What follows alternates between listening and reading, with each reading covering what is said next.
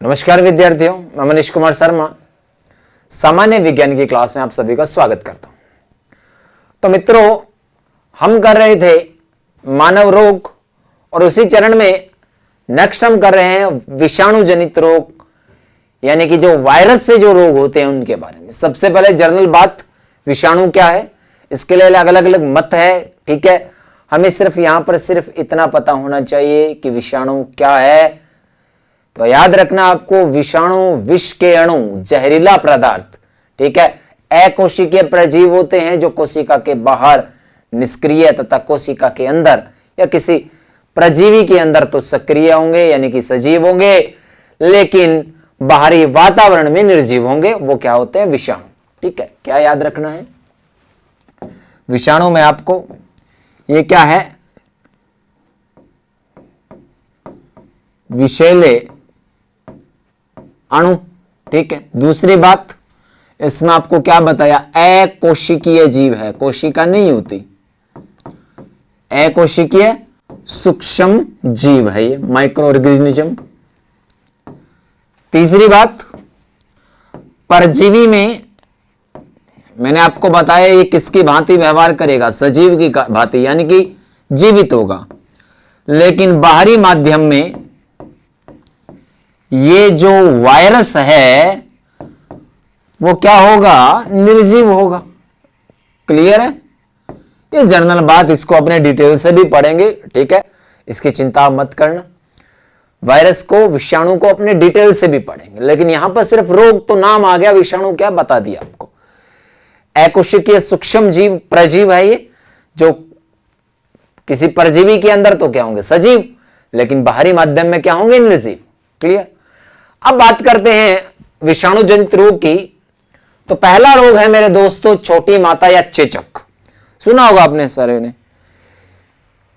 सबसे पहले छोटी माता या चेचक, वही बात, रोगजनक कैसे फैलेगा, लक्षण क्या होंगे, उपचार क्या होंगे, याद रखना है आपको। छोटी माता चेचक, इसको चिकन पॉक्स भी कहते हैं या फिर इसको लघु मसूरिका भी कहते हैं। क्या कहते हैं? चिकन पॉक्स या लघु मसूरिका। अब जो ये रोग है उसका रोगजनक क्या होगा? तो आपको याद रखना है वेरिसोला मेजर या वेरिसोला माइनर। ये इस रोग के रोगजनक है, ये वायरस जनित रोग है जिसका संक्रमण आपको याद रखना है। इसमें बच्चे में इस तरह के आपको दिखाई देने सिम्टम्स बाद में बात करेंगे। संक्रमण कैसे होगा? किसी संक्रमित व्यक्ति के संपर्क में आने से या उसके द्वारा उपयोग की गई वस्तु के उपयोग करने से। पहली बात, वेरिसोला मेजर या वेरिसोला माइनर से यह रोग फैलेगा। संक्रमण कैसे होगा? किसी संक्रमित व्यक्ति के संपर्क में आने से, उसको छूने से, या फिर उस संक्रमित व्यक्ति के उपयोग में ली गई वस्तु का उपयोग कोई स्वस्थ व्यक्ति कर ले तो उसमें भी यह रोग फैल सकता है। लक्षण, इस रोग का जब संक्रमण हो जाएगा ना, लक्षण उसके 10 से 15 दिन बाद प्रतीत होंगे। पूरे शरीर पर छोटे छोटे दानेदार, लाल रंग के दानेदार संरचनाएं निर्मित हो जाएगी, जैसा इस डायग्राम में आपको दिखाई दे रहा है। ठीक है, उसके अलावा पूरे शरीर में पेन होगा, दर्द होगा। ठीक है, पेन, दर्द होगा, सर दर्द, बदन दर्द, कमर दर्द, जोड़ों में दर्द, ये सारे के सारे कैरेक्टर प्रतीत होंगे। उपचार की बात करूं तो इस रोग की कोई भी वैक्सीन नहीं है, कोई भी औषधि नहीं है। तो इससे बचने के लिए एक ही है कि व्यक्तिगत स्वच्छता है, उस पर पूरा का पूरा ध्यान देना है। याद रखना है रोगजनक, मैंने बोला इसको, छोटी माता को एक दो नाम और दे देते हैं हम, इसको हम लघु मसूरिका भी कहते हैं, पहली बात, या इसको चिकन पॉक्स भी कहते हैं। ये तो हो गए इसके दो नाम। अब इसका संक्रमण कैसे फैलेगा मैंने आपको बता दिया।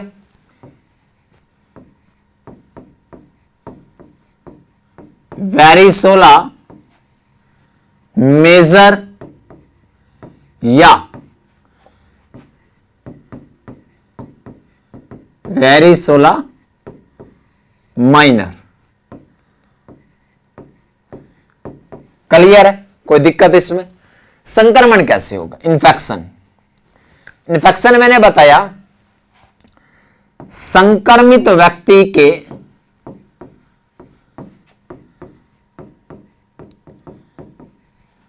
संपर्क में आने से या उसकी वस्तुओं का यूज करें, उन वस्तुओं से। क्लियर है?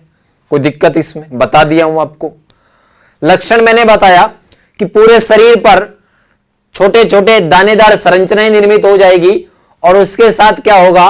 व्यक्ति के पूरे शरीर में दर्द होगा, पूरी बॉडी में पेन होगा। लक्षण पहला, शरीर पर छोटे छोटे दानेदार संरचनाएं, छोटे छोटे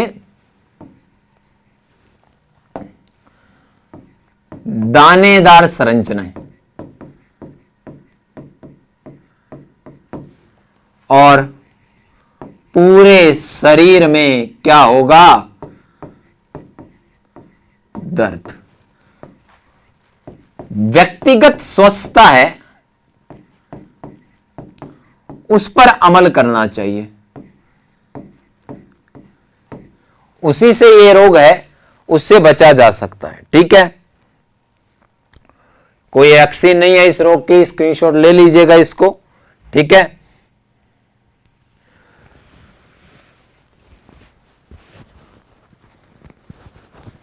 बड़े अगले रोग पर।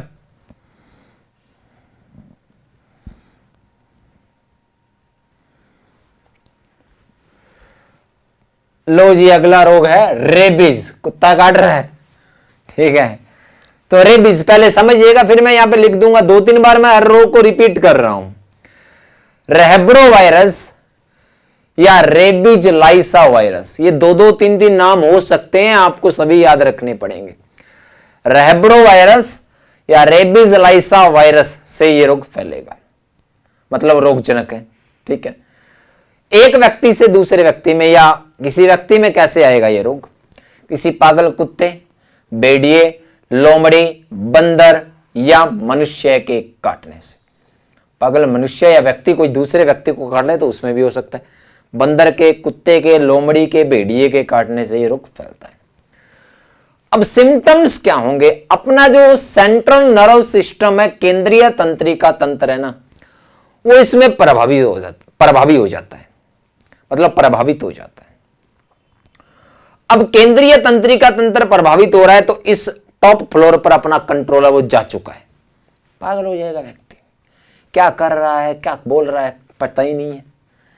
आपके पत्थर उठा के भी मार सकता है। ठीक है? उसके अलावा गला है ना, वो अवरुद्ध हो जाता है व्यक्ति का, जिससे बोलने और सांस लेने में उसको कठिनाई होगी।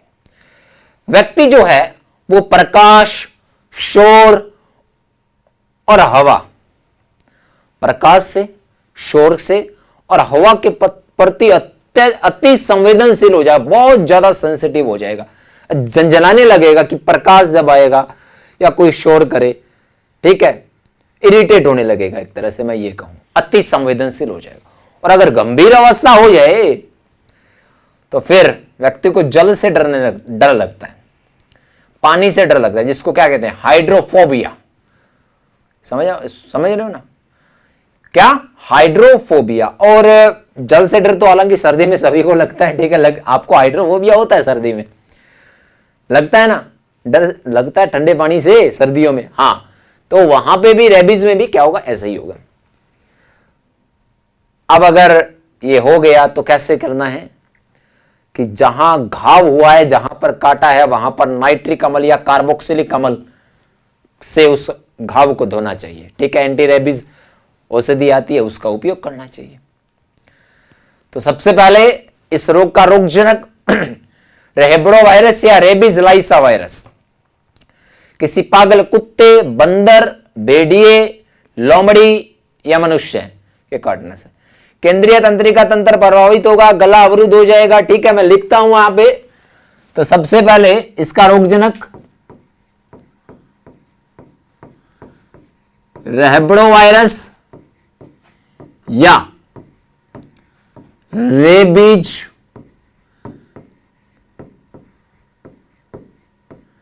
लाइसा वायरस।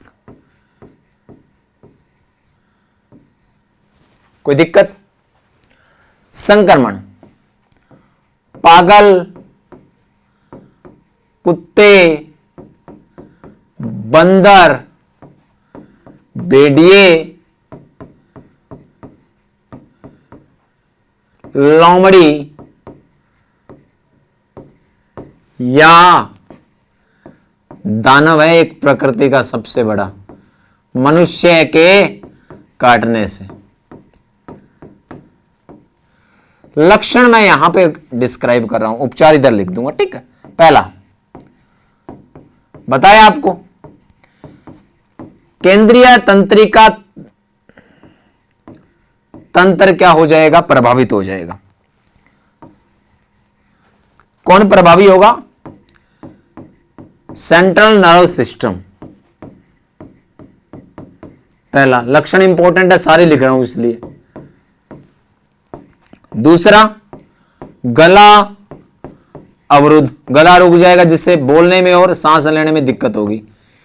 तीसरा बताया आपको, प्रकाश, शोर और ठंडी हवा के प्रति अति संवेदनशील, बहुत ज्यादा सेंसिटिव हो जाता है।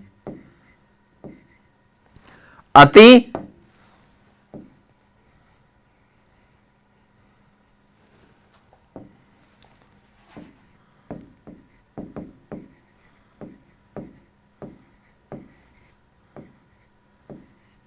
संवेदनशील। और चौथा, हाइड्रोफोबिया, जल से डरने लगने लगेगा उसको।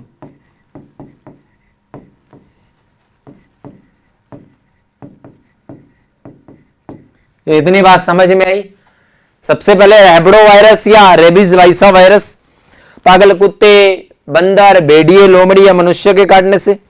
लक्षण आपको बता दिया। क्या होगा लक्षण में इसके? कि केंद्रीय तंत्रिका तंत्र प्रभावित होगा। उसके अलावा आपको बता दिया, व्यक्ति का गला है वो अवरुद्ध हो जाता है, व्यक्ति प्रकाश, शोर और हवा के प्रति अति सहनशील या अति संवेदनशील हो जाता है, ठीक है। व्यक्ति को जल से डर लगता है, जिसको क्या कहते हैं? हाइड्रोफोबिया। उपचार दो बता दिया आपको, एंटी रेबीज वैक्सीन, या तो इसका यूज करो या नाइट्रिक अम्ल और कार्बोक्सिलिक अम्ल, HNO3 या COOH से क्या करना है? घाव को धोना है। ये था जी आपका रेबीज रोग, ठीक है। स्क्रीनशॉट ले लीजिए। अगले रोग पे चलते हैं।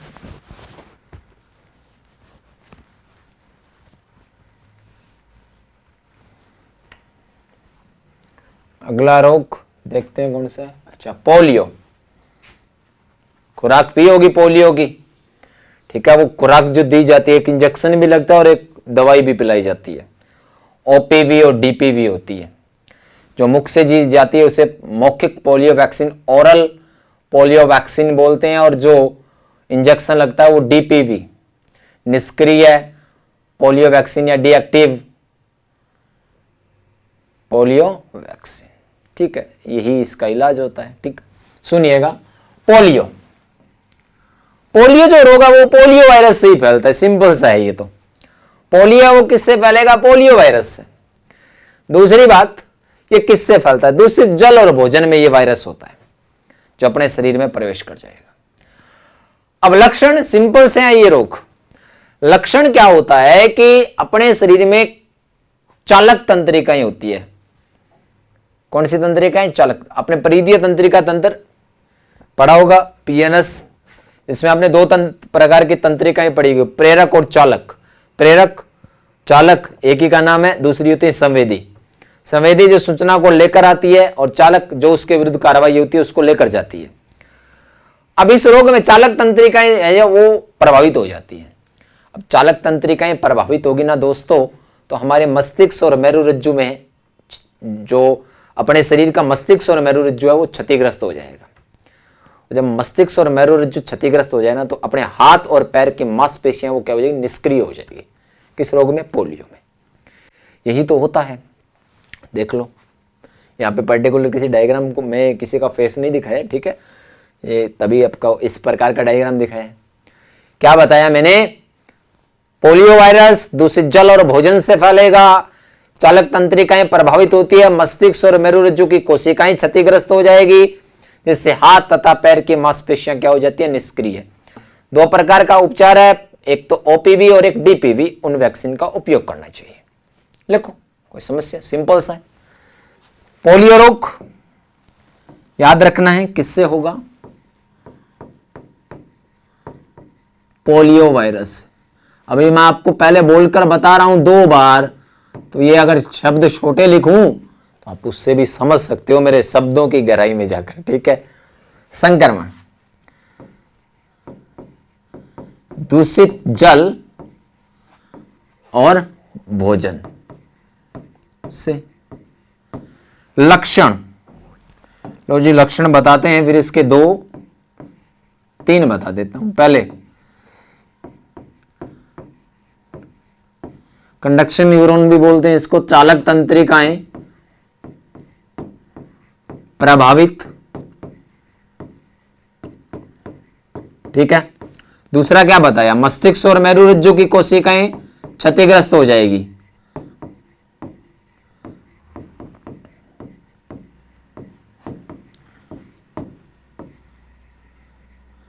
डैमेज हो जाएगी सेल्स।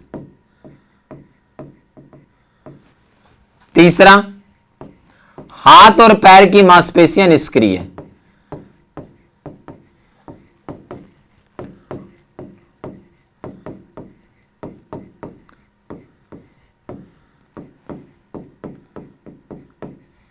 क्लियर है इतना? ठीक है। अब उपचार बता देते हैं इसके। एक तो होता है मौखिक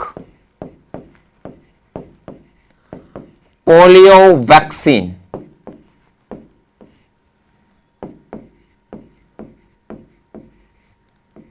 जिसको कहते हैं ओपीवी, ओरल पोलियो वैक्सीन। कई बार पूछ लेते हैं कि पल्स पोलियो के दौरान पिलाई जाने वाली दवाई है वो किस प्रकार की वैक्सीन है, तो आपको याद रखना है किस प्रकार की वैक्सीन है। पोलियो, मौखिक पोलियो वैक्सीन ओपीवी। और दूसरा मैंने बताया निष्क्रिय पोलियो वैक्सीन, इसको क्या बोलते हैं? डीपीवी, डीएक्टिवेटेड पोलियो वैक्सीन, जो शिशु अवस्था में इंजेक्शन लगता है, ठीक है। अब स्क्रीनशॉट ले लीजिए। पोलियो वायरस से, ठीक है, दूषित भोजन और जल से फैलेगा, चालक तंत्रिकाएं प्रभावित होगी, मस्तिष्क और मेरुरज्जु की कोशिकाएं क्षतिग्रस्त होगी, तो हाथ और पैर जो होगा उसमें क्या हो जाएगा? मांसपेशियां निष्क्रिय।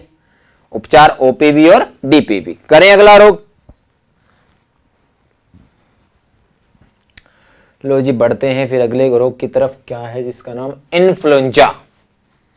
निमोनिया होता है उसी तरीके का होता है इन्फ्लुएंजा। सबसे पहले इन्फ्लुएंजा ऑर्थोमिक्सो वायरस। किससे होगा जी? Orthomyxo virus. फेफड़ों से संबंधित रोग है तो सीधी सी बात है, किसी व्यक्ति के खांसने या छींकने के साथ निकलने वाले ड्रॉपलेट्स किसी स्वस्थ व्यक्ति के संपर्क में आए तो उस स्वस्थ व्यक्ति को भी ये रोग हो जाएगा, ठीक है। होगा क्या इसमें? खांसी, जुकाम, बदन दर्द, सर दर्द, कमर दर्द, ये सारे जो सामान्य जुकाम में जैसे होता है ना, वैसे इसमें टेट्रासाइक्लिन औषधि आती है जिसका उपयोग करें तो इस रोग से बचा जा सकता है।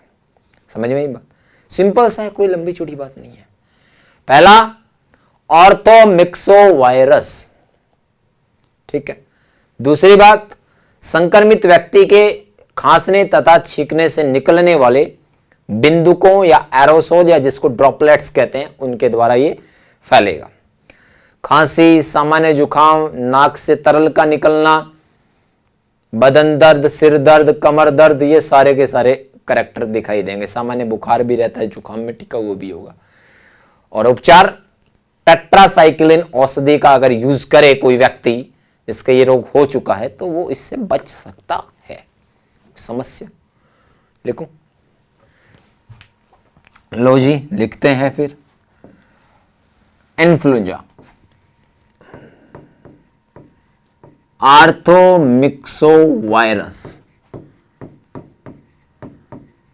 अब ये रोगजनक भी आपको बार बार मैं कह रहा हूं ध्यान से। संक्रमण, इन्फेक्शन कैसे होगा बता दिया आपको।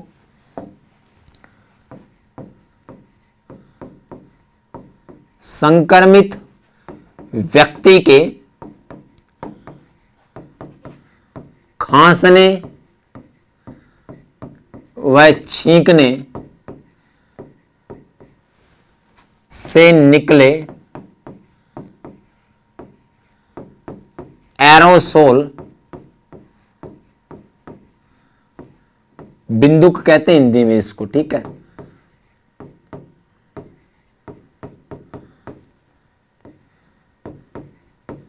दोबारा लक्षण बता देते हैं जी, क्या होगा। खांसी, जुकाम, नाक से तरल निकलेगा, ये सामान्य करेक्टर है इसके, ठीक है। सिर दर्द, बदन दर्द, बदन में सारी दर्द आ गई, ठीक है, पूरे बदन में दर्द है तो फिर कोई अंग बचा ही नहीं, ठीक है। तीसरा हल्का बुखार, ज्वर, फीवर। औषधि आपको बता दी, टेट्रासाइक्लिन औषधि का क्या करना है दोस्तों, उपयोग। तो ये था जी इन्फ्लुएंजा। बता देता हूं आपको, ऑर्थोमिक्सोवायरस से होगा। संक्रमित व्यक्ति के खांसने तथा छींकने से निकलने वाले ड्रॉपलेट्स के द्वारा खांसी, जुकाम, जो सामान्य जुकाम के उदाहरण है, ठीक है। ले लीजिए इसका स्क्रीनशॉट।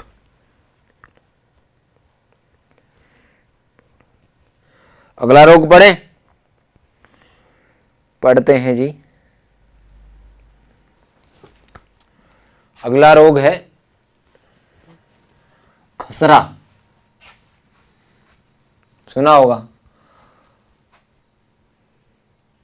रूबियोला वायरस या मोरबिली वायरस से रोग फैलेगा। ज्यादातर रूबियोला वायरस याद रखना है, ठीक है। डायग्राम देख लो पहले, क्या हो रहा है इसमें।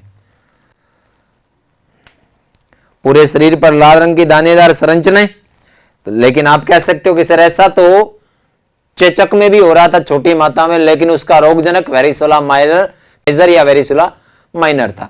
इसका रोगजनक आपको बता दिया, रूबियोला वायरस या मोरबिली वायरस होता है। और संक्रमण है वो जो संक्रमित व्यक्ति होगा उसके मुख तथा नाक से निकलने वाले तरल के द्वारा फैलता है। ये उन बच्चों में ज्यादा होता है जो मिट्टी में खेलते हैं, याद रखना। जो मिट्टी में खेलते हैं तो खेलते खेलते उनका मुख और नाक का जो तरल है वो संपर्क में आएगा, तो उनमें ये रोग ज्यादा फैलता है। लक्षण आपको बता दिए, पूरे शरीर पर दानेदार संरचनाएं निर्मित हो जाएगी दोस्तों। पूरी बॉडी पर लाल रंग की दानेदार संरचनाएं निर्मित होगी। मुख तथा नाक से तरल पदार्थ का स्त्रवण होगा। बुखार, सिर दर्द, शारीरिक कमजोरी ये भी प्रतीत होगी। अब रोग हो गया तो करना क्या है, कुछ नहीं करना, गामा ग्लोब्यूलिन का एक इंजेक्शन लगा दो। अब इंजेक्शन बच्चा नहीं लगवा रहा है, रो रहा है, तो क्या करना, स्ट्रेप्टोमाइसिन नाम की एक औषध आती है वो दे दो, बच्चा है वो सही हो जाएगा। समझ में आया। खसरा आपको याद रखना है, रूबियोला वायरस या मोरबिली वायरस, क्लियर। संक्रमण कैसे होगा कि संक्रमित व्यक्ति के मुख तथा नाक से निकलने वाले तरल पदार्थ से, और उन बच्चों में ज्यादा होता है जो मिट्टी में खेलते हैं। समझ में आया? पूरे शरीर पर लाल रंग के दानेदार संरचनाएं निर्मित हो जाएगी। मुख तथा नाक से तरल पदार्थ स्रवित हो गया। उसके अलावा क्या होगा? सिर दर्द, बदन दर्द, बुखार, कमजोरी, ये तो हो गई हो। कुछ नहीं करना, गामा ग्लोबुलिन बच्चे को पकड़ना, इधर आ, तेरे को चॉकलेट देते हैं, उसको अपनी झांसे में लाना है और उसको इंजेक्शन लगा देना है गामा ग्लोबुलिन का। अब बच्चा अगर आपकी तरह समझदार है तो नहीं लगवाएगा, तो फिर क्या करना है कि तेरे को तो हम चॉकलेट दे रहे थे, मुंह मीठा कर रहे थे, पर तेरे क्या बोलते हैं, लक्षण ही नहीं है मीठे खाने वाले, आदत ही नहीं है तेरे को मीठे खाने की, चल तेरा मुंह है वो कड़वा करते हैं, तो स्ट्रेप्टोमाइसिन दे दीजिए, बच्चा वो ठीक हो जाएगा। समझ में आई बात? तो खसरा याद रखना है, रूबियोला वायरस या इसी को कहते हैं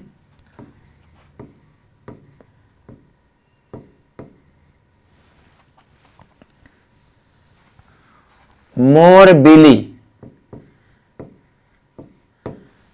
वायरस। कई जगह पैरामिक्सो वायरस भी आता है, वो इन्हीं का रूप है, ठीक है, इन्हीं के जीन्स है वो, तो वो भी सही है। पैरामिक्सो वायरस आपको मिल जाएगा नोट्स में। संक्रमण, संक्रमण मैंने बता दिया, संक्रमित व्यक्ति के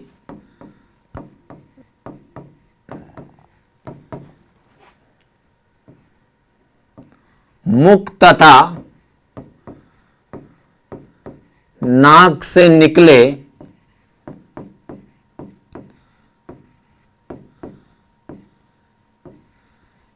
द्रव या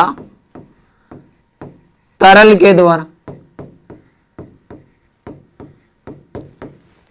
लक्षण, उपचार यहां पे अलग ही बताते हैं हमेशा, ठीक है। पहला, पूरे शरीर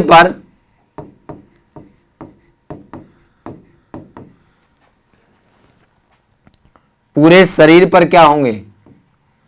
दाने होंगे, लेकिन वो कौन से रंग के? लाल रंग के दाने। दूसरा, मुख तथा नाक से तरल का स्त्राव। और तीसरा, हल्का बुखार।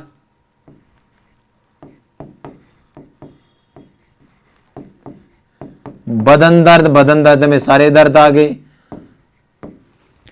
उपचार दो है हमारे पास। दो उपचार कौन कौन से? पहला,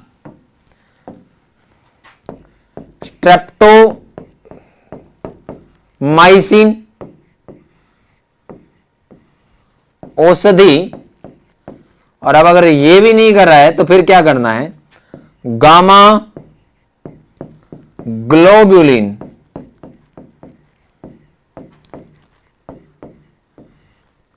का इंजेक्शन लगवा देना है, फिर नहीं होगा ये रोग। तो ये था जी खसरा, जो इसमें आपको बता दिया क्या होता है। खसरा है वो रूबियोला वायरस या मोरबिली वायरस से होगा।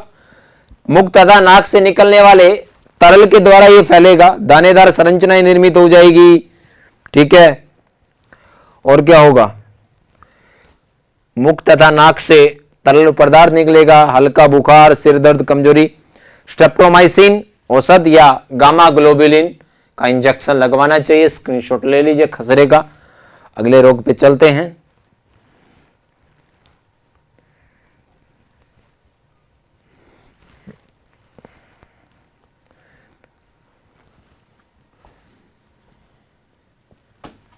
अच्छा, डेंगू या हड्डी तोड़ बुखार, ये तो जाना पहचाना रोग है ना।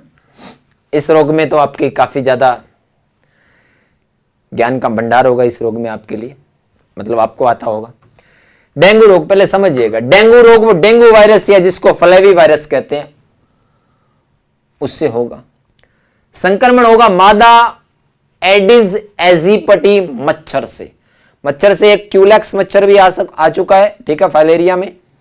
एडिस एजिप्टी आ गया अब, और मादा एनाफिलीज मच्छर आ गया पहले। तीनों याद रखने। मस्का डोमेस्टिका, फ्लेबोटोबस, ग्लोसिना, ये मक्खियों के प्रकार कौन से रोग होते हैं ये भी आ चुके हैं, तो ये सभी आपको ध्यान रखने हैं। तो पहली बात मेरे दोस्तों, क्या डेंगू जो रोग है वो डेंगू वायरस या फ्लेवी वायरस से फैलेगा। एडिस एजिपटी मादा मच्छर है, उसके काटने से ये रोग फैलता है। लक्षण क्या होंगे? लक्षण होंगे कि जो ब्लड में थ्रोम्बोसाइट है, पट्टी काणु जिसको कहते हैं, प्लेटलेट्स जिसको कहते हैं, उनकी संख्या में क्या हो जाती है? कमी हो जाती है। शरीर पर चकत्ते निर्मित हो जाते हैं। आंखों के पीछे की तरफ दर्द होता है, जब आंख बंद करेंगे तो पैन होता है। शरीर में जो जॉइंट होते हैं उनमें दर्द होता है। ठीक है, जांच की जाती है इस रोग की, ये एडिस एजिप्टी मच्छर है। इस रोग की जांच होती है मित्रों टूर्निकेंट परीक्षण से। किससे होती है? टूर्निकेंट परीक्षण से। टाइनेजोल, टाइनेजोल औषधि होती है, उसको दिया जाए तो इस रोग से बचा जा सकता है। सिंपल सा है, कोई लंबी चौड़ी कहानी नहीं है इसमें। समझ में आया होगा आपको? दोबारा बताते हैं, यहां पे बताते हैं। ठीक है, रोगजनक डेंगू वायरस या फ्लेवी वायरस। क्लियर है? संक्रमण, मादा तो लिखनी जरूरी है, वही तो खतरनाक होती है।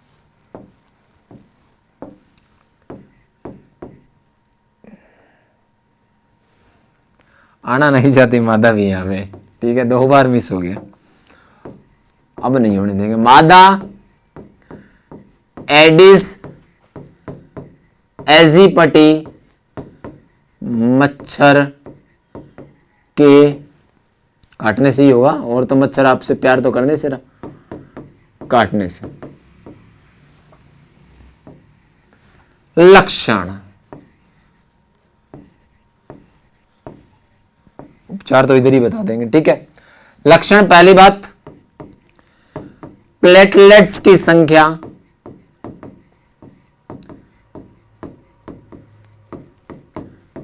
इस साइन का मतलब समझते हो, डिक्रीज हो जाएगी।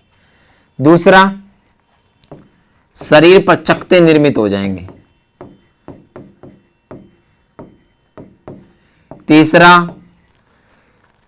आंखों के पीछे दर्द होगा, जब आंखें बंद करेंगे तब दर्द होगा, मतलब सोना नहीं है। और चौथा, जॉइंट पेन होगा, जोड़ों में दर्द।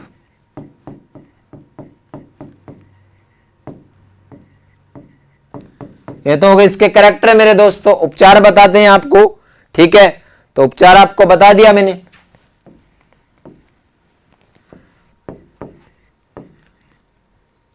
टाइलेजोन, सॉरी,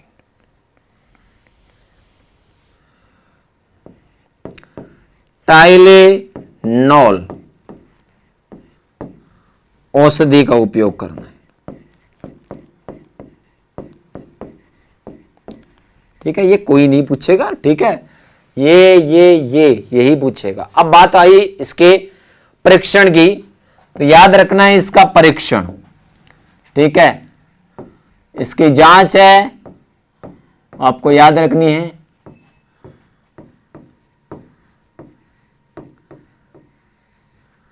टूर्निकेंट टेस्ट होता है इसके लिए। मलेरिया के लिए एमपी टेस्ट, एड्स के लिए एलिसा, टाइफाइड के लिए कौन सा? विडाल। ठीक है, तो वो ही है। आगे देख लो इसको, स्क्रीनशॉट ले लीजिए इसका। बढ़ते हैं आगे। अगला रोग है जिसपे हम चर्चा करेंगे,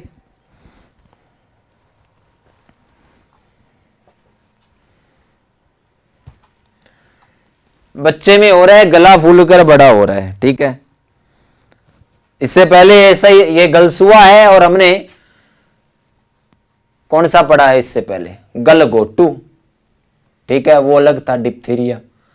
और ये कौन सा है? गलसुआ। वो कोरिनी बैक्टीरियम डिप्थेरी से हो रहा था। ये होता है मम्पस वायरस या पैरामिक्सो वायरस से। ठीक है, सबसे पहले बता देता हूं, मम्पस या पैरामिक्सो वायरस से रोग होगा। दूसरा, इसका संक्रमण कैसे होगा? संक्रमित व्यक्ति के मुख से निकलने वाले तरल के द्वारा ये होगा। लक्षण क्या होता है? अपना कान के पीछे एक लार ग्रंथि होती है जिसको कहते हैं कर्णपुरव या पैरोटिड। उस पैरोटिड लार ग्रंथि में सूजन आ जाती है, स्वालिंग आ जाती है, जिससे गला फूलकर बड़ा हो जाएगा। जब गला फूलकर बड़ा हो जाएगा तो निगलने में, पानी, भोजन, बोलने में, सांस लेने में क्या होती है? कठिनाई होती है। तो इसका उपचार होता है टेरामाइसिन औषधि होती है, उसका अगर यूज करें तो गलसुआ है उससे बचा जा सकता है। देख लो बच्चे का गला फूल गया है पैरोटिड लार ग्रंथि के कारण। ठीक है, तो बात कर लेते हैं सबसे पहले इसके रोगजनक की। तो रोगजनक मैंने बता दिया, मम्पस वायरस। अब गलसुआ और गलघोटू दोनों अलग अलग है, इस बात का आप अपने जैन में ध्यान रखना। ठीक है, मम्पस वायरस या पैरा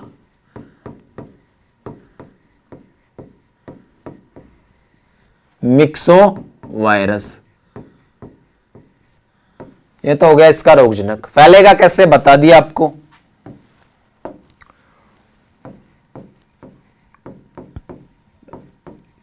संक्रमित व्यक्ति तो क्या होगा, यहां पे बच्चा ही होगा, के मुख से निकले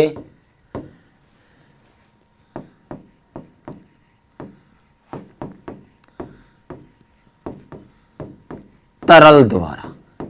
क्लियर है? लक्षण बताते हैं, उपचार बाद में इधर बता दूंगा। ठीक है, पहला कर्णपुरव, कान से पहले, और जो अंग्रेज हैं उनके लिए बता देता हूं, इसको अंग्रेजी में कहते हैं पैरोटिड लार ग्रंथि। सलाइवा ग्लैंड जो होती है उसमें क्या आ जाती है? सूजन आ जाती है, बता दिया आपको। अब उसमें सूजन आ जाएगी तो गला फूलकर बड़ा हो जाएगा।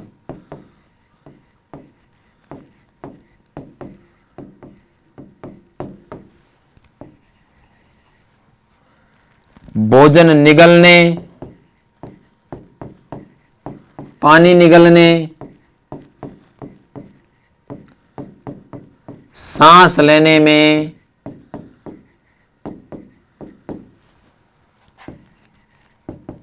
क्या होगी? कठिनाई। तो क्या करना है? औषध आती है एक टेरामाइसिन।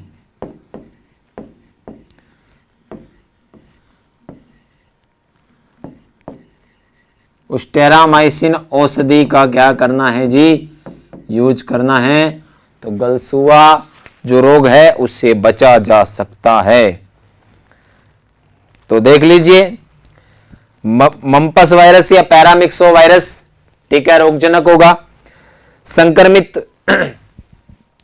व्यक्ति के मुख से निकले तरल के द्वारा ये एक व्यक्ति से दूसरे व्यक्ति में ट्रांसमिटेड होगा। कर्णपुरव या पैरोटिड लार ग्रंथि में सूजन आ जाएगी, जिससे गला फूलकर क्या हो जाता है? बड़ा हो जाता है। अब गला फूलकर बड़ा हो गया तो क्या होगा? पानी पीने, भोजन निगलने, सांस लेने में क्या होगी? कठिनाई होगी। ठीक है, फिर क्या करना है? टेरामाइसिन औषधि का यूज करना है। ले लीजिए स्क्रीनशॉट। ये अब गलसुआ और गलघोटू अलग अलग है, ध्यान रखना मेरे दोस्तों, बार बार मैं आपको चेतावनी दे रहा हूं। ठीक है, चेतावनी मान लीजिए, एडवाइस मान लीजिए, जो आपकी इच्छा करे। बड़े अगले रोग पे, हर्पिच। पहली बात, यौन संचरित रोग है। क्या है? एक यौन संचरित रोग। इसका जो रोगजनक है ना दोस्तों, वो होता है herpes simplex virus. Herpes simplex virus. Clear है? अब जो हर्पिच सिंप्लेक्स वायरस है ना, एक व्यक्ति से दूसरे व्यक्ति में कैसे जाएगा? कि यदि मैं किसी संक्रमित व्यक्ति की त्वचा के संपर्क में हूं, स्किन अटैच हो अगर मेरी, या फिर मैं किसी संक्रमित व्यक्ति के साथ शारीरिक संबंध बनाऊं, तो ये रोग है वो मेरे में हो सकता है। मतलब समझे कि एक व्यक्ति से दूसरे व्यक्ति में कैसे फैलेगा? त्वचा के संपर्क के द्वारा या शारीरिक संबंध बनाने से। अब इसमें होगा क्या कि मैंने यहां पर डायग्राम में दिखा रखा है कि पूरे शरीर पर दानेदार संरचनाएं निर्मित होगी। मोस्टली होता क्या है कि जो जनन अंग होते हैं उन पर लाल रंग की दानेदार संरचनाएं निर्मित हो जाएगी, चाहे वो फीमेल हो चाहे मेल हो। समझ में आई बात? कि जो जनन अंग है वहां पर क्या हो जाएंगे, दानेदार संरचनाएं निर्मित हो जाएगी। उपचार एनसाइक्लोवीर, एनसाइक्लोवीर औषधि आती है, उसके द्वारा इस रोग से बचा जा सकता है। यौन संचरित रोगों में आपको बताया था सुजाक, गोनेरिया, सिफिलिस, एड्स, क्लेमिडिया। ठीक है, एड्स मैंने आपको बताया था HIV वायरस से है, बाकी तीनों जीवाणु से है।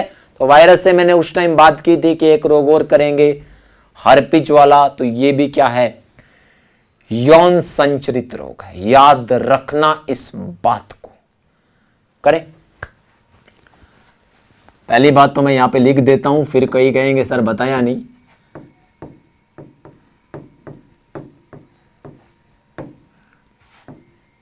STD है, sexual transmitted disease.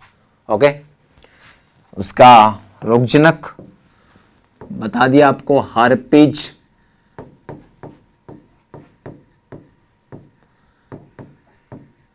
Simplex virus, संक्रमण बता दिया आपको। संक्रमित व्यक्ति की त्वचा के संपर्क में आने से या संक्रमित व्यक्ति के साथ शारीरिक संबंध बनाए तो उससे भी यह रोग हो सकता है। ठीक है, लक्षण एक ही बताया आपको, जनन अंगों पर लाल रंग की दानेदार संरचनाएं। क्लियर है ये बात भी? होगी लाल रंग की दानेदार संरचनाएं। नेक्स्ट बात करते हैं फिर क्या होगा। नेक्स्ट इसमें उपचार, एनसाइक्लोवीर,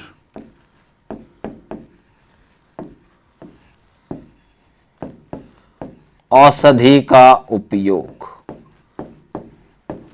मेरे दोस्तों इस रोग को अच्छी तरीके से समझ लेना। ठीक है, याद रखना है कौन कौन से है ये।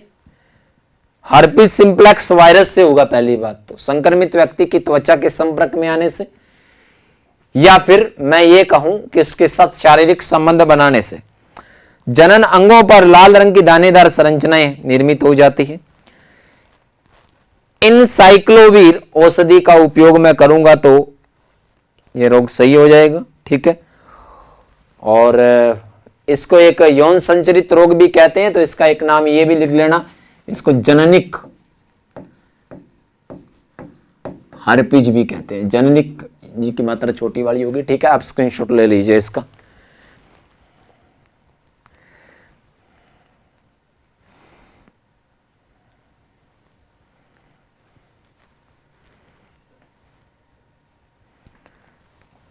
बढ़ते हैं जी अगले रोग पर, हिम्पेटाइटिस या पीलिया, बच्चों वाला है। ठीक है, एक पीत जवर है वो अलग होता है, येलो फीवर पढ़ेंगे वो भी। तो पहली बात ये रोग फैलेगा कैसे, हिम्पेटाइटिस वायरस से। किससे फैलेगा, हिम्पेटाइटिस वायरस से। दूसरी बात कि इसका संक्रमण कैसे होगा, दूषित भोजन और जल से तो होगा ही होगा। एक नई चीज आपको ध्यान रखनी है कि संक्रमित सुई का अपने प्रयोग करें तो उससे भी ये रोग हो जाता है। होगा क्या इस रोग में, हमारे लीवर से पित्त रस निकलता है जिसमें दो वर्णक होते हैं, बिलीवर्डिन और बिलिरुबिन। उन पित्त वर्णकों का अवशोषण न होने के कारण वो पित्त वर्णक है वो आंखों, नाखूनों और त्वचा पर जमा होने लगेंगे, जिनसे इनका रंग है वो क्या हो जाएगा, पीला हो जाएगा। और जब पित्त वर्णकों का अवशोषण नहीं होगा तो व्यक्ति को भूख नहीं लगेगी। उपचार अगर हो गया तो इंटरफेरॉन प्रोटीन का यूज लेना है। इंटरफेरॉन प्रोटीन का यूज लेंगे तो इस रोग से सही किया जा सकता है। और शिशु अवस्था में हिपेटाइटिस ए और बी का इंजेक्शन लगवाना चाहिए। ये रोग था ये हिपेटाइटिस। रोगजनक मैंने बताया हिपेटाइटिस वायरस, लिख देते हैं इसको।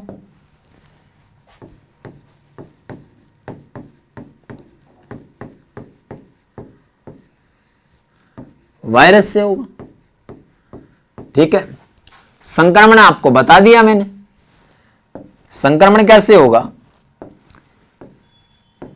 दूषित भोजन, जल व किससे? संक्रमित सुई है जिसको सिरिंज कहते हैं। क्लियर है? कोई समस्या इसमें? लक्षण क्या होंगे इसमें वो देखो। पहला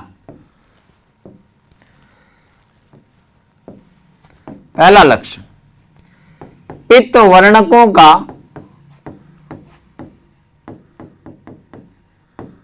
अवशोषण नहीं होगा।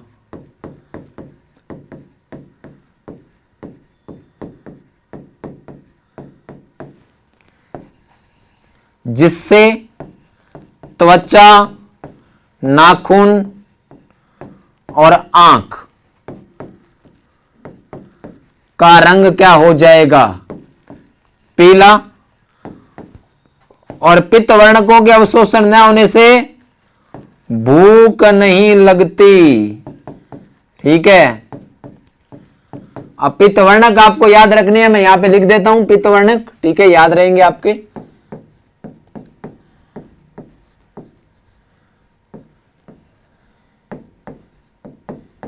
बिलीवर्डिन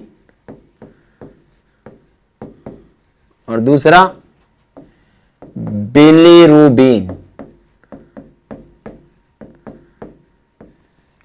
ये क्या है? पित्त वर्णक। उपचार मैंने आपको बता दिया, दो हैं। एक तो इंटरफेरॉन ड्रग्स लेनी है, औषधि, और दूसरा हिपेटाइटिस ए और बी का इंजेक्शन। ए तक होते हैं ये, ठीक है, पता होंगे आपको।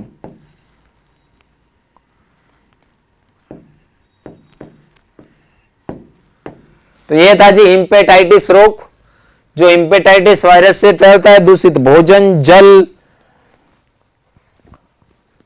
और संक्रमित सुई से फैलेगा, ठीक है। क्लियर है इसी बात। पित्त वर्णकों का अवशोषण नहीं होगा, जिसके कारण त्वचा, आंख और नाखून, इन तीनों का जो रंग है वो क्या हो जाएगा? पीला। पित्त वर्णकों का अवशोषण न होने से भूख नहीं लगेगी, और जब भूख नहीं लगेगी तो व्यक्ति कुछ नहीं कर पाएगा।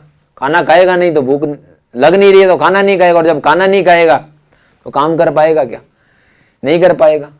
कर पाएगा? नहीं कर पाएगा। उसके बाद में उपचार इंटरफेरॉन प्रोटीन का यूज करना है, ठीक है। इंटरफेरॉन प्रोटीन का यूज कर लिया तो ये रोग सही हो जाएगा, और शिशु अवस्था में हिपेटाइटिस ए और बी के इंजेक्शन लगवाने चाहिए। स्क्रीनशॉट ले लीजिए इसका। अब देखते हैं अगला रोग, ठीक है। पीत जवर या येलो फीवर। पीत जवर यानी कि पीला बुखार, एक तरह से मैं ये कह सकता हूं।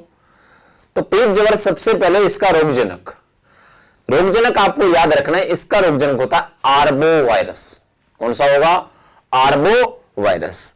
अब इसमें होता क्या है दोस्तों कि अपने जो लीवर सेल्स होती है, प्लिया जो होती है, और किडनी में जो सेराएं जाती है, वर्कीय सेराएं, वो क्या हो जाती है? फट जाती है। यकृत कोशिकाएं, प्लीहा और वर्कीय सिराओं के फटने से जो स्किन होती है, त्वचा होती है, उसका रंग वो क्या हो जाता है? पीला हो जाता है। देख लीजिए, त्वचा का रंग क्या हो जाता है? पीला। उसके अलावा व्यक्ति को बुखार, बदन दर्द, ये सारी की सारी चीजें प्रतीत होती है। इसका संक्रमण आपको याद रखना है, एडिस एजिप्टी मच्छर के काटने से होगा। येलो फीवर है वो किसके कारण होगा? एडिस एजिप्टी मच्छर के काटने से, जो डेंगू वाला ही था, ठीक है। उसके बाद में आपको यहां पे ध्यान रखना है कि अगर इस रोग से बचना है अपने को तो क्या करना है। उपचार यही है इसका, ल्यूकोसिस नाम की एक औषधि आती है, उसका अगर उपयोग करेंगे तो इस रोग से बचा जा सकता है। सबसे पहले रोगजनक मैंने बताया आर्बो वायरस, ठीक है, एडिस एजिप्टी मच्छर के काटने से फैलेगा। मेन कैरेक्टर क्या होंगे, यकृत कोशिकाएं, प्लीहा, वृक्कीय सिराएं हैं वो क्या हो जाएगी, फट जाएगी, ठीक है, जिससे त्वचा का रंग क्या हो जाएगा, पीला। उसके अलावा सामान्य लक्षण बुखार, सिर दर्द, बदन दर्द, कमर दर्द, ये सारे होंगे। उपचार कैसे करना है, ल्यूकोसिस औषधि का उपयोग करना है, ठीक है। तो लिखते हैं इसको,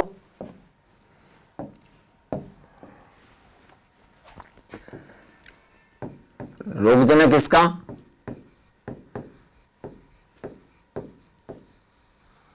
आर्बो वायरस, फैलेगा किससे, एडिस एजिप्टी मच्छर के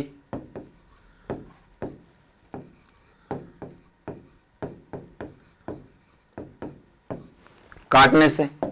सिम्टम्स बताता हूं इधर, 1 नंबर, यकृत कोशिकाएं, लीवर सेल्स, प्लीहा और वृक्कीय सिराएं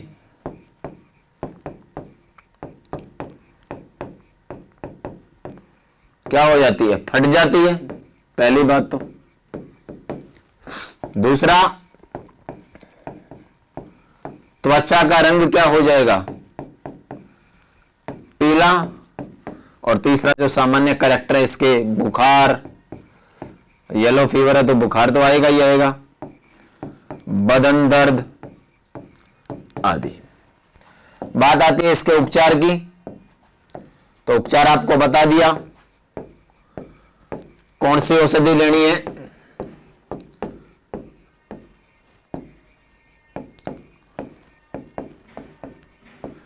ल्यूकोसिस औषधि। तो देख लीजिए, आपको बता दिया सबसे पहले इस रोग का रोगजनक आर्बोवायरस एडिस एजिप्टी, मादा ही होगी, यानी का ना मच्छर है वो मादा ही होगी, ठीक है।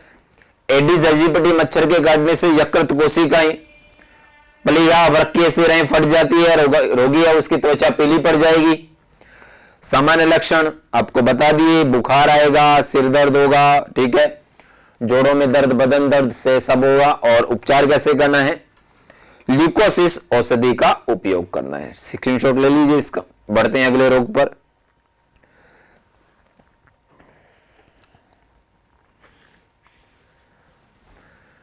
अगला रोग है मेरे दोस्तों चिकनगुनिया, ठीक है। चिकनगुनिया आपने देखा होगा इस तरह का डायग्राम। तो चिकनगुनिया सबसे पहले इसका वायरस चिकनगुनिया वायरस ही होता है। चिकनगुनिया रोग है वो चिकनगुनिया वायरस से ही फैलेगा, मतलब रोगजनक होगा। ये रोग एडिस एजिप्टी मच्छर के काटने से ही फैलता है। वहां का वो इसका एडिस एजिप्टी मच्छर ही होगा, ठीक है। अब इसमें होगा क्या कि मुख्य रूप से पूरे शरीर पर चकत्ते निर्मित हो जाएंगे जिनमें पानी भी भर जाता है। उसके अलावा तेज बुखार, जॉइंट पेन, जोड़ों में दर्द, ये सारे के सारे लक्षण है वो इस रोग में प्रतीत होंगे। उपचार, वैसे इसकी कोई स्पेशल वैक्सीन नहीं है, लेकिन इस रोग में क्या होता है, व्यक्ति को तरल पदार्थ दिया जाता है ज्यादा से ज्यादा, जिससे वो ठीक हो सके, ठीक है। तो रोगजनक सबसे पहले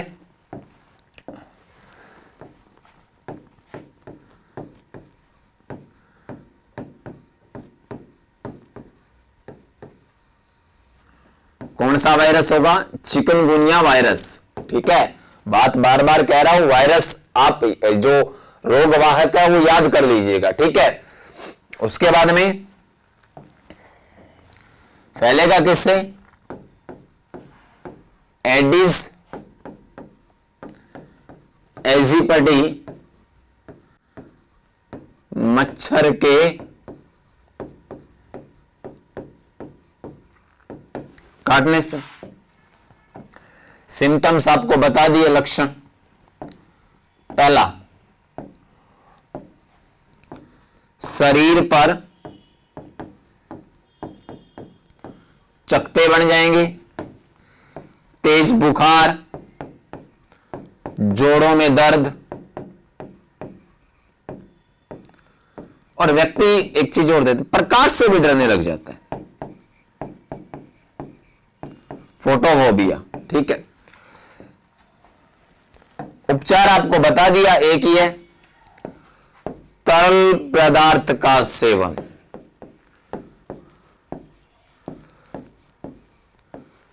अगर इस तरल पदार्थ का सेवन व्यक्ति करेगा तो इस रोग से बचा जाएगा। ठीक है, तो रोगजनक आपको बता दिया, चिकनगुनिया वायरस, एडिस एजिप्टी मच्छर के काटने से फैलता है। उसके बाद में लक्षण, प्रकाश से डर, शरीर पर चकत्ते बनेंगे, जोड़ों में दर्द, ठीक है, आंखों में भी दर्द होता है।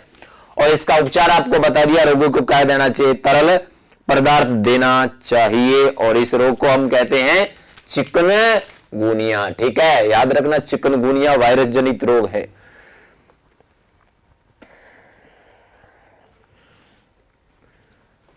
अगला रोग इबोला। इबोला वायरस है ये जो डायग्राम दे रखा है। ठीक है, ये इंपॉर्टेंट रोग है भी इबोला, थोड़ा सा ध्यान रखना। ठीक है, देखते हैं क्या होता है इस रोग में। तो सबसे पहले इबोला का रोगजनक आपको बता देता हूं। इबोला है वो इबोला वायरस से ही फैलेगा। इबोला है वो इबोला वायरस से ही फैलता है। फैलेगा कैसे, मतलब वो रोगजनक इबोला वायरस ही होगा। इसका संक्रमण कैसे होगा, तो संक्रमण में मेरे दोस्तों आपको याद रखना है कि किसी संक्रमित व्यक्ति की लार, उसके पसीने, उसके रक्त तथा मल के संपर्क में कोई स्वस्थ व्यक्ति आ जाएगा तो उसको भी ये रोग हो जाएगा। क्या क्या याद रखना है, लार, पसीना, मल और रक्त, इनमें से किसी के भी संपर्क में आ जाए व्यक्ति तो उसे इबोला हो जाएगा। इबोला में क्या होगा, लक्षण क्या होंगे, मुख्य रूप से त्वचा है वो गलने लगती है। समझ गए, गलना, त्वचा वो गलने लगेगी और पूरे शरीर की त्वचा गलने लगेगी। और यह प्रभाव हाथ और पैर में ज्यादा दिखाई देगा कि हाथ और पैर गलने लगेंगे व्यक्ति के। उसके अलावा जो अन्य सामान्य लक्षण है वायरस वाले वो प्रतीत होंगे, बुखार, जोड़ों में दर्द, ये वगैरह। ठीक है, मुख्य रूप से इसका लक्षण क्या है, त्वचा है वो गलने लगेगी। इस रोग की कोई औषधि नहीं है, व्यक्तिगत स्वच्छता है वो ही जरूरी है। ठीक है, कि हम एक दूसरे से दूर रहें। ठीक है, कोरोना में वैसे ही सभी कह रहे हैं कि दूरी जरूरी है। ठीक है, तो वो उचित दूरी बना के रखें एक व्यक्ति से दूसरे व्यक्ति के साथ, तो इस रोग से बचा जा सकता है।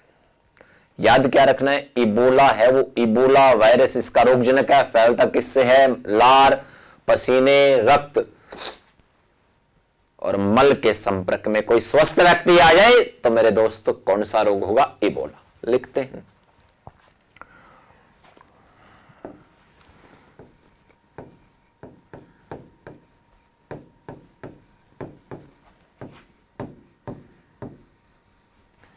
इबोला है वो किससे होगा, इबोला वायरस से। ठीक है, संक्रमण कैसे होगा, संक्रमित व्यक्ति की लार, पसीने, रक्त और मल के संपर्क में आने से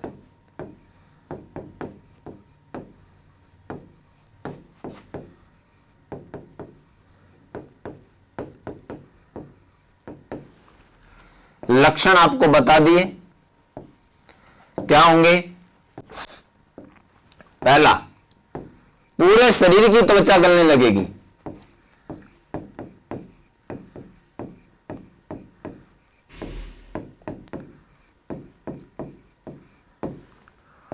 हाथ और पैर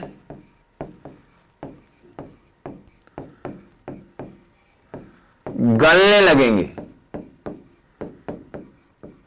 ठीक है, याद रखना है किस रोग में व्यक्ति की जो त्वचा है वो गलने लगती है। ठीक है, याद रखना है आपको। ठीक है, तो आप बता सकते हो कि इबोला में त्वचा गलने लगेगी, उसके अलावा भी इसमें क्या होगा,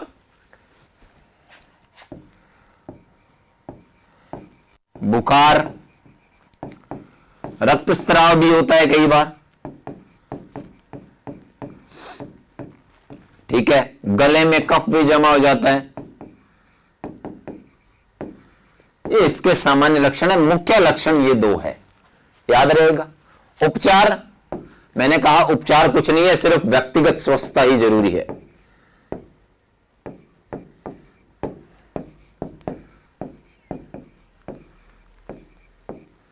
ठीक है, ये बनाए रखोगे तो इस रोग से बच जाओगे। तो देख लीजिए, ये बोला एक बार फिर से, इबोला है, उसका रोगजनक इबोला वायरस किससे फैलेगा? संक्रमित व्यक्ति के लार, पसीने और मल के संपर्क में आने से फैलता है। होगा क्या? रोगी की त्वचा है वो गलने लगेगी। उसके अलावा क्या होगा? हाथ और पैर मुख्य रूप से गलने लगेंगे। बुखार, रक्त का स्राव, गले में कफ, ये सब होने लगेगा। और व्यक्तिगत स्वस्थता है वो ही इसका मुख्य इलाज है। उसके अलावा कोई वैक्सीन नहीं है, कोई उपचार नहीं है। अगला रोग पढ़े, सामान्य जुकाम। ये लो जी, अभी सर्दियों में ये सभी के होता है या नहीं होता? इंपॉर्टेंट रोग है, ये ध्यान रखना। सिंपल सा है लेकिन इंपॉर्टेंट है। सबसे पहले ये रोग होता किससे है? ये रोग होता है राइनो वायरस से। याद रखना है किससे होगा? राइनो वायरस, नासा विषाणु जिसको कहते हैं। राइनो विषाणु से होगा या राइनो वायरस से होगा। फैलेगा किससे? मेरे जुकाम है, मैं खांसूंगा या छींकूंगा, ज्यादातर छींकने से। जो मेरे नाक और मुख से ड्रॉपलेट्स निकलते हैं, बिंदुक निकलते हैं, एरोसोल निकलते हैं, वो किसी स्वस्थ व्यक्ति पे गिर जाए तो उसे भी रोग हो जाएगा।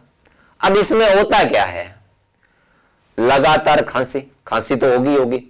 नाक से गंगा जमुना सरस्वती बहेगी, मतलब नाक से तरल पदार्थ निकलेगा। नाक की श्लेष्मा झिल्ली है, उसमें सूजन आ जाएगी जिससे नाक बंद हो जाएगा। हल्का बुखार भी रहेगा, ठीक है, जोड़ों में दर्द भी होता है ना। और व्यक्ति मानसिक रूप से निष्क्रिय हो जाता है, दिमाग काम नहीं करता। जुकाम, मैं मानता हूं कि जुकाम है वो कैंसर से भी खतरनाक है या नहीं है ना? कैंसर में ये तो है कि मर जाएंगे, ठीक है, बात खत्म।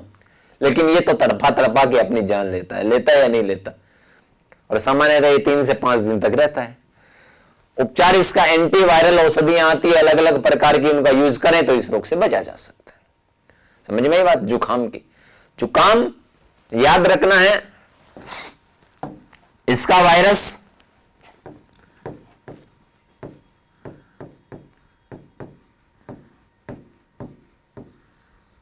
Rhino virus. अब एक चीज आपको थोड़ा सा बता देता हूं कि यहां पे मैंने जितने भी रोग कराए, अंतिम रोगों में चल रहे हैं अपने, एक और बचा है इसके बाद, शायद उसके बाद कोई रोग नहीं है, सारे रोग हम कर चुके हैं। तो आपको एक बात ध्यान रखनी है, आपको ये हेल्प बुक उठा लो और यहां पे मिलाना चालू कर दो। समझे मेरी बात? कि साहब ने तो ये रोगजनक लिखवाया, इस किताब में लक्ष्य राय ल्यूसेंट वगैरह वगैरह वगैरह इसमें ये लिखा है। तो आप थोड़ा सा ध्यान देना इस बात पे कि जो आपको यहां पे रोगजनक लिखवाए जा रहे हैं वो WHO की रिपोर्ट के अनुसार लिखवाए जा रहे हैं, जिसको सही माना जाएगा। अगर कल को किसी क्वेश्चन पे ऑब्जेक्शन हो तो आप WHO की रिपोर्ट सौंप सकते हो, WHO उसको सही माना जाएगा, ठीक है, क्योंकि WHO वाली बात ही NCERT में लिखी है। हाँ, NCERT के अलावा कुछ और हो तो वो आप बता सकते हो। समझ में आई बात? तो रोगजनक जो आपको करवाए हैं वही एकदम सही और स्टिक है, वही याद रखने हैं। कोई हेल्प बुक मत उठा लेना, कंफ्यूज हो जाओगे। 2 नाम तो मैं बता दूंगा, तीसरा आप और याद कर लोगे।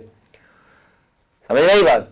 और कोई 2 बुक देख ली तो दोनों में अलग अलग हो, तो एक रोग के 4 रोगजनक हो गए, ठीक है। तो ऐसा नहीं करना है।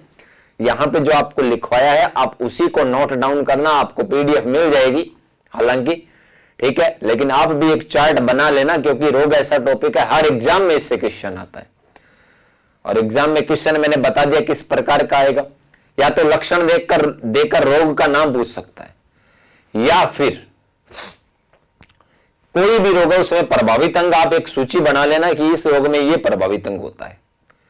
जैसे पिछले रोग में हमने बात की तो उसमें क्या हुआ था, त्वचा प्रभावित अंग थी इबोला में, उसी तरीके से।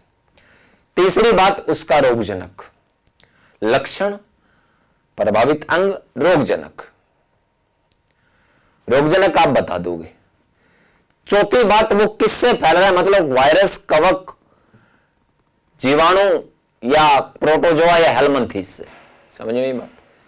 और पांचवी बात, अगर कोई उसका स्पेशल टेस्ट है तो उसको याद रखना है।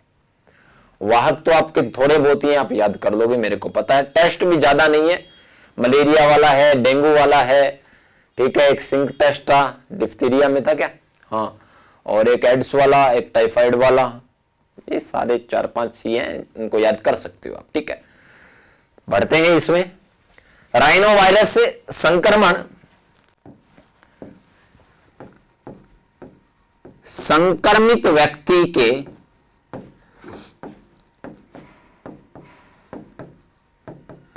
मुख तथा नाक से निकले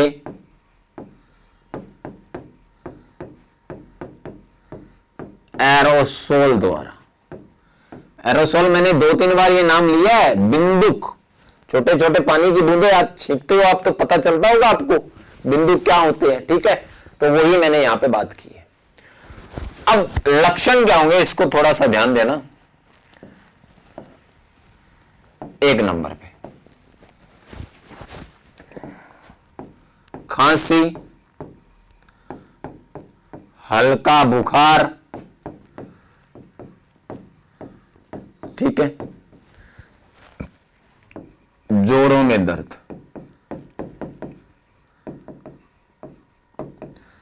दूसरा, नाक से तरल का स्त्रवण, ठीक है, सिंपल सही है तो पता ही होगा आपको। तीसरा, नाक की श्लेष्मा झिल्ली में सूजन, तो नाक लाल रहता है ना,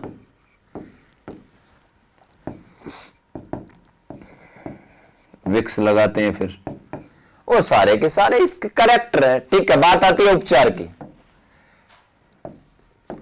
तो आपको बता दिया मैंने क्या लेना है दोस्तों, एंटीवायरल औषधि। और सर्दियों में आप ज्यादातर गिलोय पीजिए। क्या पीना चाहिए आपको, गिलोय। गिलोय पियोगे ना तो थोड़ी सी इम्यूनिटी बूस्ट होगी, आपकी बढ़ेगी। साथ में क्या कि ये छोटे मोटे राइनो वायरस उनको खत्म कर देगा शरीर, ठीक है। तो सर्दी में गिलोय, कोई आयुर्वेदिक गिलोय ले आओ, ठीक है, और उसका कोई साइड इफेक्ट नहीं होता है बॉडी में, ठीक है। गिलोय पिया करो सर्दी में, ठीक है। या जो च्यवनप्राश आते हैं, कोई भी डाबर का ले आओ, चाहे कोई भी, अमिताभ बच्चन जी जिसका ऐड करते हैं, पहले करते होंगे, अब तो नहीं करते शायद, तो उसको भी, उसमें भी बहुत सारी चीजें ऐसी होती है जो इम्यूनिटी है उसको बूस्ट करती है अपने, तो ऐसा भी आप कर सकते हो, ठीक है। बाकी आप सभी को पता ही है, तो होता ही है सभी को, ठीक है। तो बता दिया आपको जुकाम राइनो वायरस संक्रमण कैसे होगा, संक्रमित व्यक्ति के मुख तथा नाक से निकले एरोसोल के द्वारा। लक्षण आपको बता दिए, खांसी, हल्का बुखार, जोड़ों में दर्द, नाक से तरल निकलेगा, नाक की श्लेष्मा झिल्ली में सूजन आ जाएगी। करना क्या है, एंटी वायरल औषधि का उपयोग।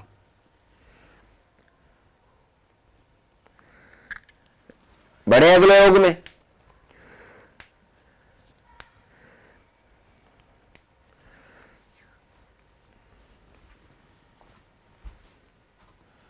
लो जी, पढ़ते हैं। मेनिंजाइटिस, थोड़ा सा इसको चेंज करता हूं भी, ठीक है, टाइपिंग एरर है, गलत मत कर देना।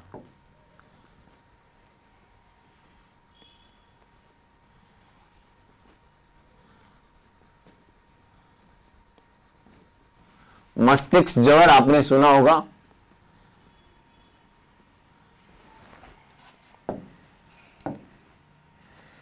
मेनिंजाइटिस, अच्छा,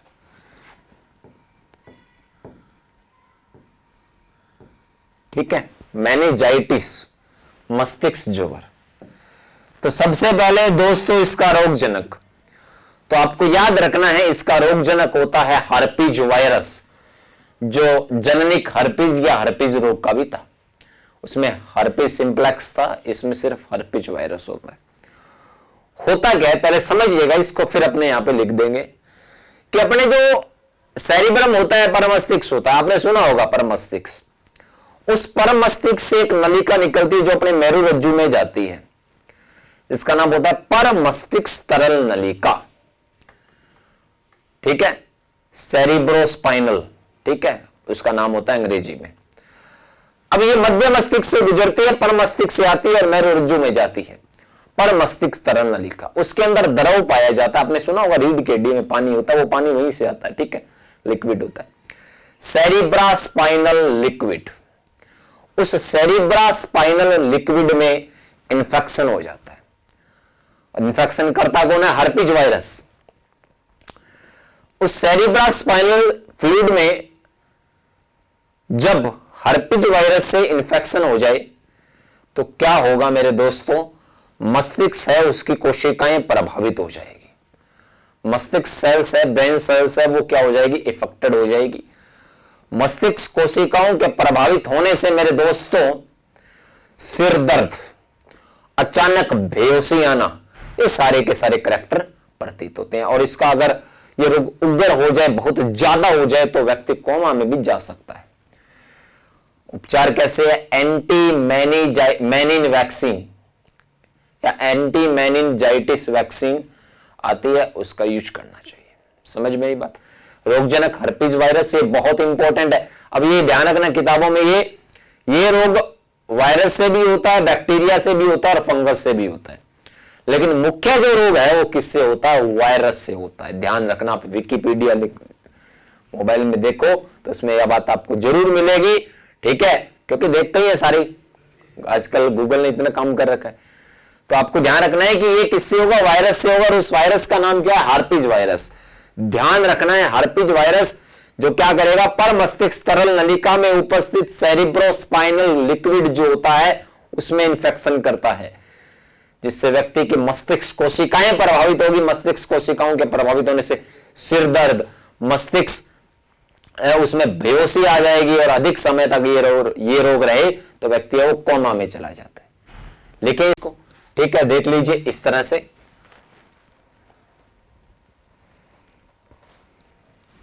बताते हैं आपको। फिर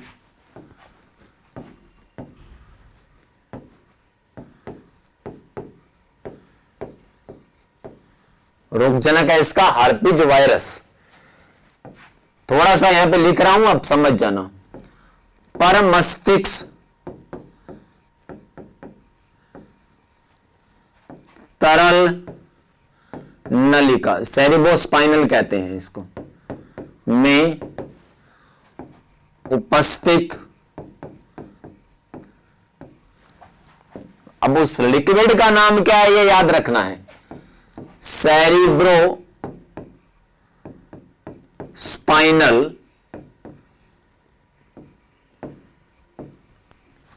द्रव में संक्रमण। इस फ्लूइड में इन्फेक्शन हो जाता है जिससे ये रोग हो जाएगा। अब बात करते हैं लक्षण की। किसकी? लक्षण की। पहला आपको बता दिया, मस्तिष्क कोशिकाएं हैं वो प्रभावित होगी।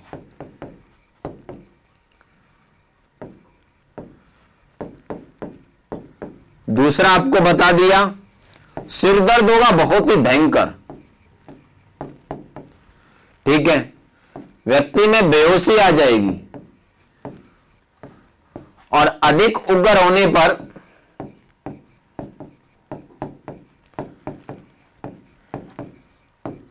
व्यक्ति है वो किसमें चला जाता है? कोमा में। क्लियर है? आपको इसका उपचार बता दिया मैंने। उपचार क्या है? एंटी मेनिन वैक्सीन या एंटी मेनिनजाइटिस वैक्सीन है, ठीक है।